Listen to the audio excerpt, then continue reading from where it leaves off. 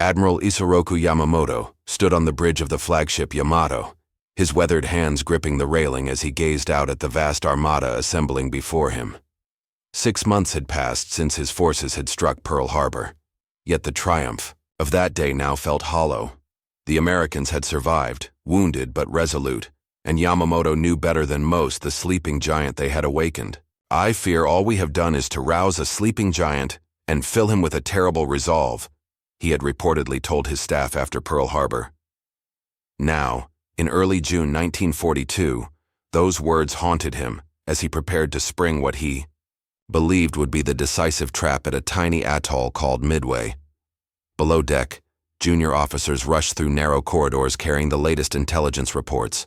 The plan was complex, perhaps too complex. The Imperial Japanese Navy would deploy over 200 ships across the Pacific in a series of feints and strikes.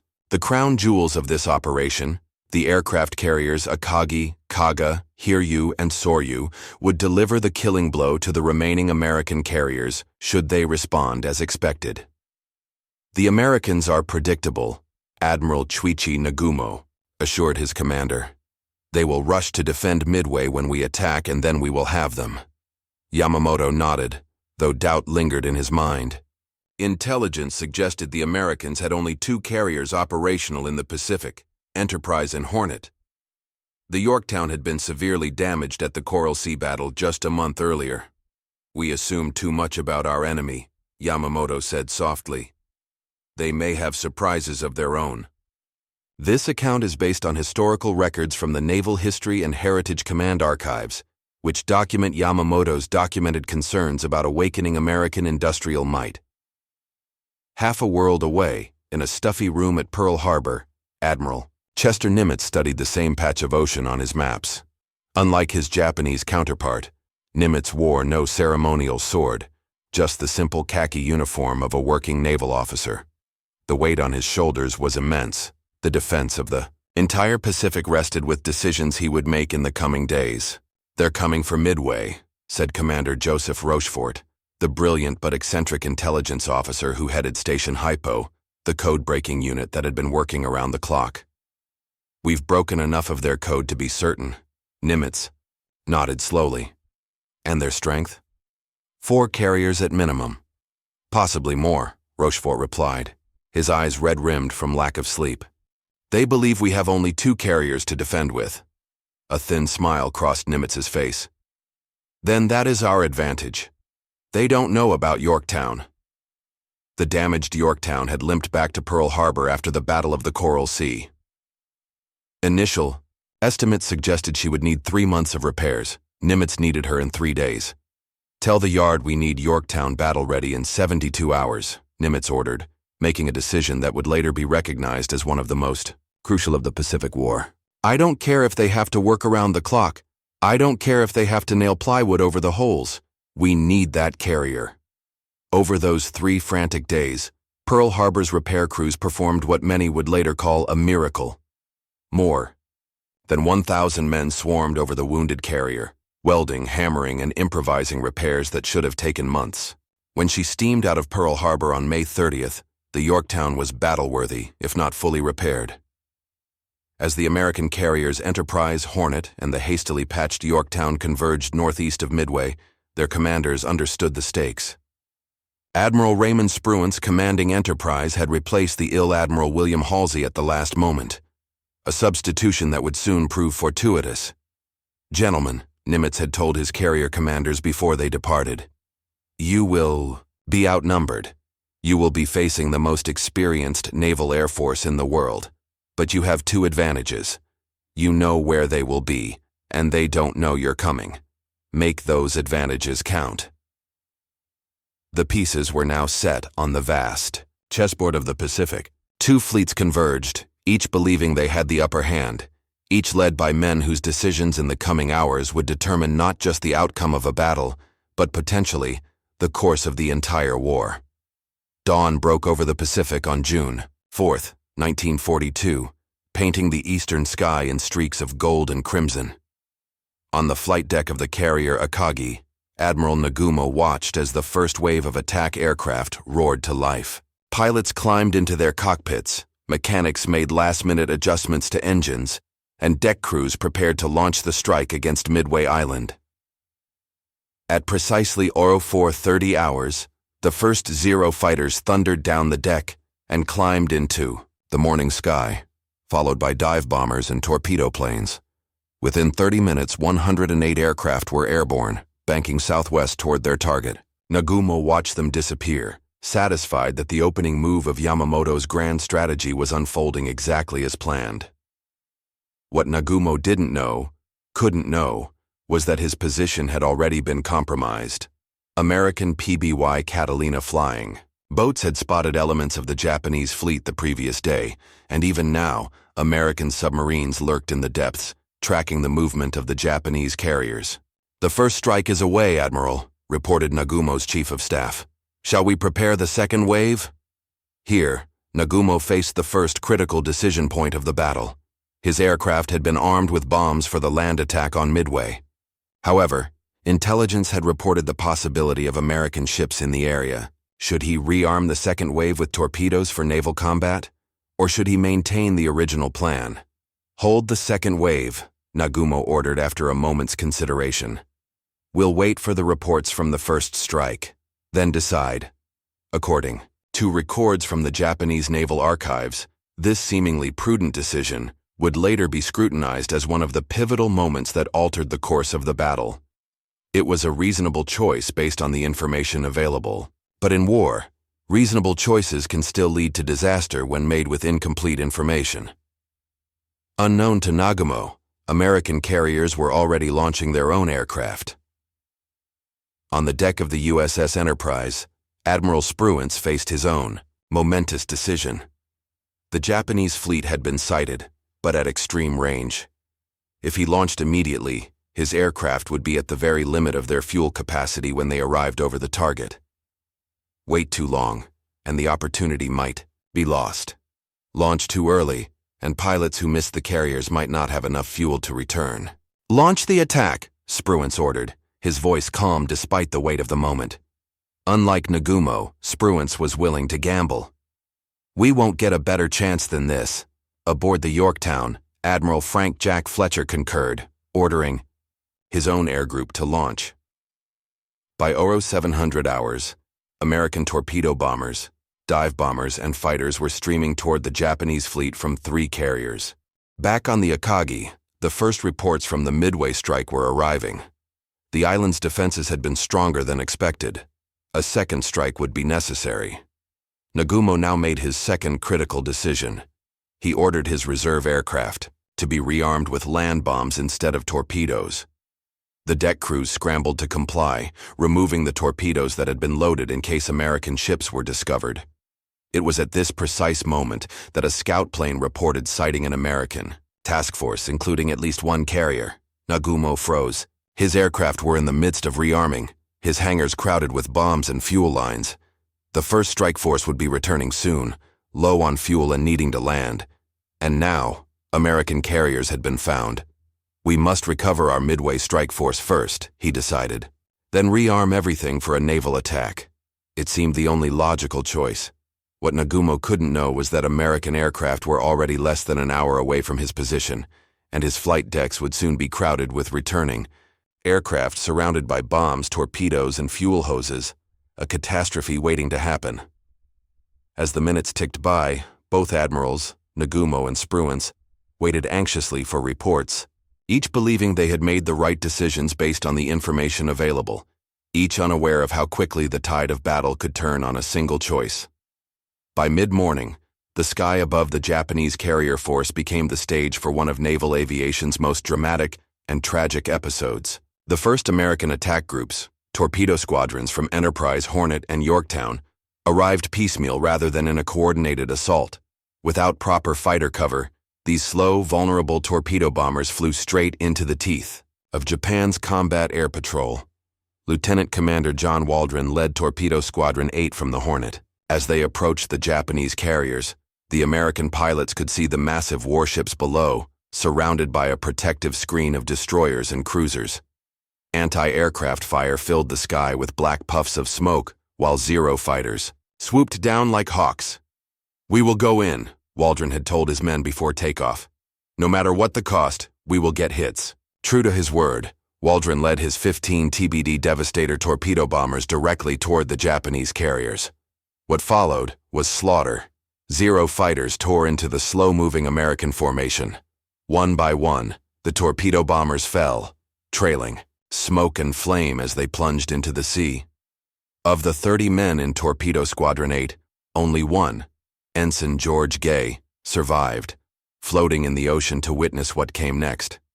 Similar fates befell Torpedo Squadron 6 from Enterprise and Torpedo Squadron 3 from Yorktown. By 10:30 hours, the surface of the ocean was littered with burning oil slicks and floating debris, marking the graves of dozens of American airmen. The account of Torpedo Squadron 8's sacrifice is documented in the Congressional Medal of Honor, citations awarded posthumously to Lieutenant Commander Waldron, and in Ensign Gay's subsequent testimony, preserved in the Naval Historical Center records. On the Japanese carriers, a sense of triumph prevailed. Not a single American torpedo had found its mark. The vaunted Japanese Zero fighters had proven their superiority once again. Admiral Nagumo allowed himself a moment of relief. "The Americans have shot their bolt," one of his staff officers remarked confidently. But 5,000 feet above this scene, hidden in a bank of clouds, Lieutenant Commander Clarence Wade McCluskey faced a critical decision. Leading Enterprise's dive bombers, McCluskey had reached the coordinates where the Japanese fleet should have been, only to find empty ocean. Low on fuel after flying beyond their planned range, McCluskey had to choose, turn back or continue searching. They must have changed course, McCluskey reasoned. He made a fateful decision, turning northwest to continue the search despite dwindling fuel gauges. It was a gamble that would change the course of the battle. Meanwhile, Lieutenant Commander A. Maxwell Leslie, leading Yorktown's dive bombers, was making a similar decision. Through either fortune or intuition, both officers eventually spotted a lone Japanese destroyer steaming at full speed, a ship trying to catch up with the carrier force after becoming separated. Following this unintentional guide, McCluskey's and Leslie's bomber groups suddenly broke through the clouds to find themselves directly above the Japanese carrier fleet. And in a stroke of incredible timing, the Japanese Combat Air Patrol was still down at wave-top height, dealing with the last of the torpedo bombers. The Japanese carriers below were in their most vulnerable state, flight decks crowded with aircraft, being refueled and rearmed, bombs and torpedoes stacked on deck, fuel hoses snaking between planes. Nagumo's earlier decision to rearm his aircraft had created a perfect target. "Attack," McCluskey ordered, and his dive bombers tipped over into near-vertical dives, followed moments later by Leslie's squadron approaching from a different direction. 4. The men on the Japanese carriers, the next 5 minutes were apocalyptic. American bombs found their marks with devastating accuracy. 3 carriers, Akagi, Kaga, and Soryu, were hit almost simultaneously. Secondary explosions ripped through their flight and hangar decks as munitions and fuel ignited. Admiral Nagumo, standing on Akagi's bridge, watched in horror as his flagship was transformed from a powerful warship to a flaming hulk in mere minutes. The perfectly orchestrated Japanese plan, the careful calculations, the overwhelming numerical superiority, all of it undone in the span of 6 minutes by pilots who, by all rights, should have turned back due to fuel concerns. The sacrifice of the torpedo squadrons had not been in vain. Their attacks had drawn down the Japanese Combat Air Patrol, fixed the attention of the Japanese fleet, and created the opening that the dive bombers exploited to devastating effect. As columns of black smoke rose thousands of feet into the air, from the stricken Japanese carriers, the Battle of Midway entered its most chaotic phase. The carrier Hiryu, separated from her sister ships when the American dive bombers struck, remained operational. Her commander, Rear Admiral Tamon Yamaguchi, wasted no time launching a counterstrike. "We must avenge our comrades," Yamaguchi told his air group commanders. "Find the American carriers." Aboard the USS Yorktown, Admiral Fletcher monitored reports of the successful strikes against 3 Japanese carriers with cautious optimism. The battle had turned dramatically in America's favor, but he knew better than to assume victory. Fletcher ordered continued air searches to locate any remaining Japanese carriers. At 1200 hours, Lookouts on Yorktown spotted the incoming Japanese strike force. Fighters were scrambled, anti-aircraft guns manned, and damage control parties placed on alert. Despite the Yorktown's best defensive efforts, several Japanese dive bombers broke through, scoring 3 direct hits that left the carrier listing and ablaze. "Abandoned ship?" asked Captain Elliot Buckmaster, Yorktown's commanding officer. Fletcher shook his head. "Not yet. Let's see what the damage control teams can do." This exchange is documented in the official after-action report submitted by Captain Buckmaster and in interviews with surviving crew members, preserved by the U.S. Naval Institute Oral History Program. Fletcher transferred his flag to the cruiser, Astoria, continuing to direct the American forces while damage control parties fought to save Yorktown. Their efforts seemed to be succeeding when, 2 hours later, a second Japanese strike found the wounded carrier. 2 torpedoes slammed into Yorktown's port side, dealing what would prove to be mortal damage. Meanwhile, intelligence reports had confirmed the location of the 4th Japanese carrier. Admiral Spruance now faced another crucial decision. His pilots were exhausted, many aircraft damaged, and the sun was descending toward the horizon. Should he launch a late-day strike that might not return until after dark, or wait until morning? "Launch immediately," Spruance ordered. It was another bold decision from a commander who understood that in carrier warfare, striking first often meant survival. Enterprise and Hornet launched their remaining operational aircraft. As the American strike force approached the Hiryu, they found her well defended by both fighters and anti-aircraft fire. Nevertheless, several dive bombers broke through, scoring 4 direct hits that left the last Japanese carrier in flames. Admiral Yamaguchi, standing on Hiryu's bridge as fires raged below, made his own final decision of the battle. Unlike Nagumo, who had transferred his flag to a cruiser, Yamaguchi chose to remain with his doomed ship and crew. "It was my decision to continue the fight," he reportedly told his staff. "I will remain to see the consequences through." Admiral Yamamoto, hundreds of miles away on the battleship Yamato, received the devastating news by radio. All 4 of his carriers, the heart of Japan's naval striking power, had been destroyed or disabled. In a display of strategic wisdom, Yamamoto made one of the most difficult decisions a commander can face. He ordered a general retreat. "We cannot win this battle without carriers," he explained to his staff. "We must preserve what remains of our fleet for future operations." For the Americans, as evening fell on June 4th, the magnitude of their victory was still not fully apparent. They had sunk 4 enemy carriers at the cost of one of their own. The Yorktown would finally sink 2 days later after valiant salvage attempts. But more importantly, they had shattered the aura of Japanese naval invincibility. In the fading light, pilots returning to Enterprise and Hornet were guided home by searchlights and star shells. Many landed with fuel gauges reading empty. Others ditched alongside their carriers when fuel ran out, to be rescued by destroyers. Each crew that returned brought more confirmation of Japanese losses. Admiral Spruance, ever cautious, ordered his task force to withdraw eastward for the night, fearing a possible surface action against superior Japanese battleship forces in the darkness. It was a prudent decision that some critics would later question, but one that ensured the hard-won victory would not be compromised. As night fell over the Pacific battlefield, the decisions made in those critical hours, by Nimitz to rush repairs on Yorktown, by Spruance to launch at extreme range, by McCluskey to continue searching, and by Yamamoto to withdraw, had altered not just the outcome of a single battle, but potentially the entire course of the Pacific War.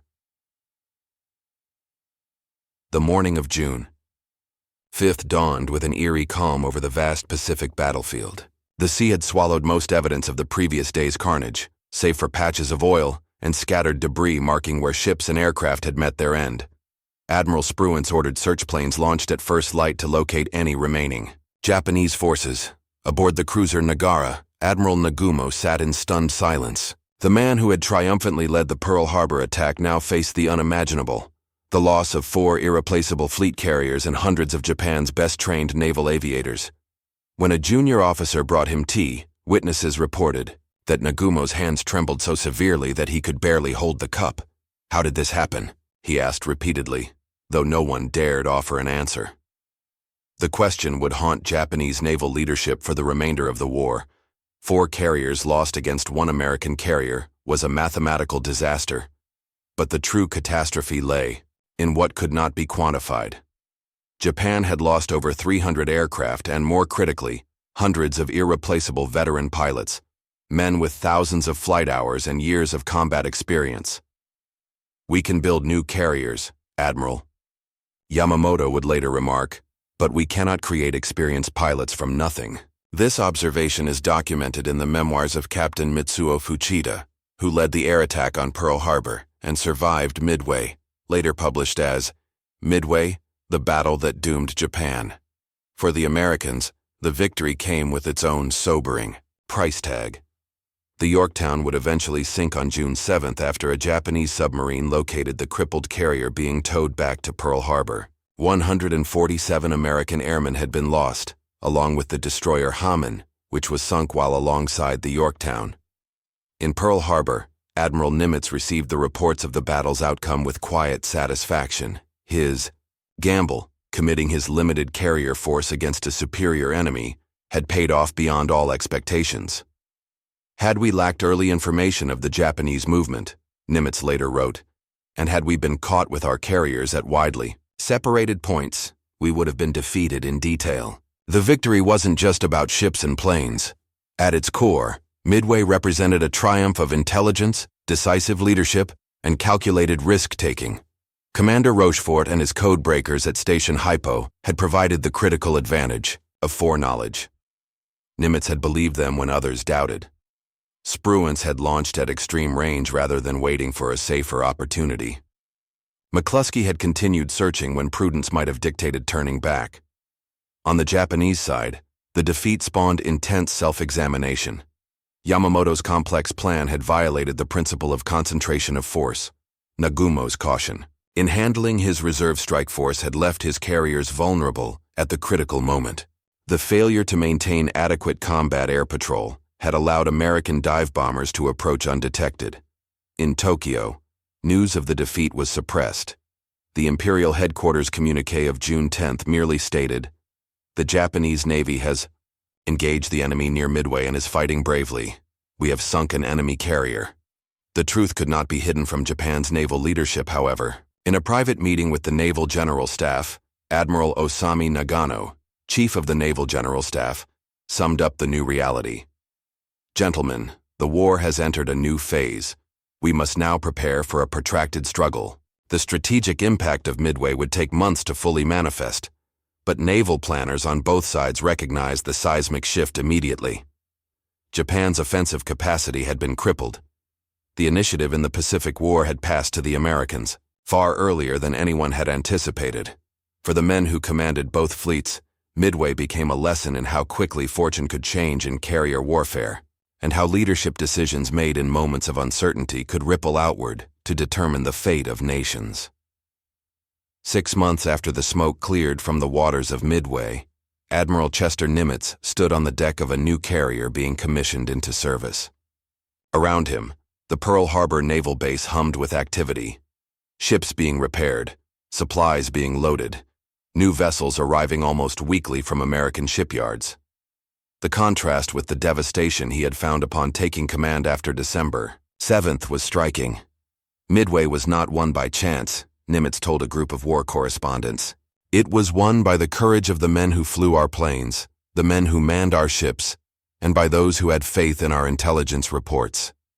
What Nimitz didn't say, but what naval historians would later emphasize, was how much the victory owed to leadership decisions made under extreme pressure. The Battle of Midway had become a textbook study in command decision-making that would be analyzed at naval war colleges for generations to come.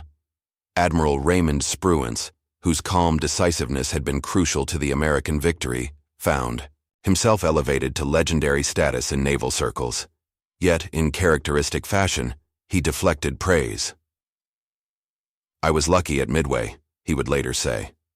"I had studied the Japanese for years and thought I knew how they would react in certain situations. When the moment came, I simply did what seemed logical." This quote is documented in The Quiet Warrior, the definitive biography of Admiral Spruance by Thomas B. Buell, based on extensive interviews in naval archives.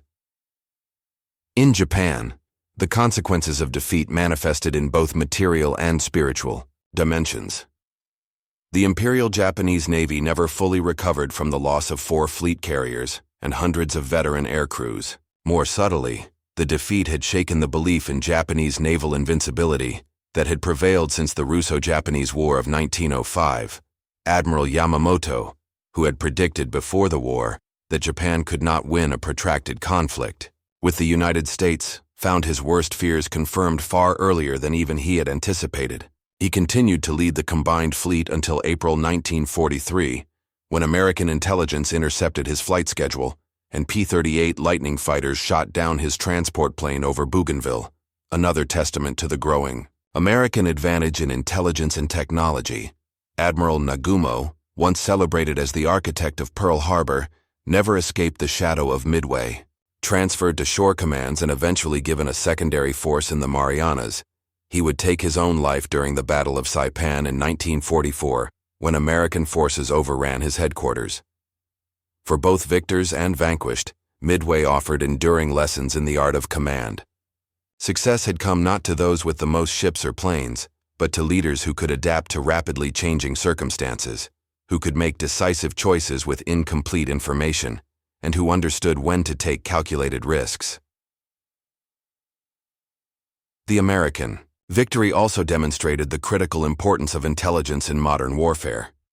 Commander Rochefort's code-breaking team had provided the strategic advantage that made everything else possible. After months of bureaucratic infighting, Rochefort would finally receive the Distinguished Service Medal for his work, though posthumously, as the recognition came only after his death in 1985.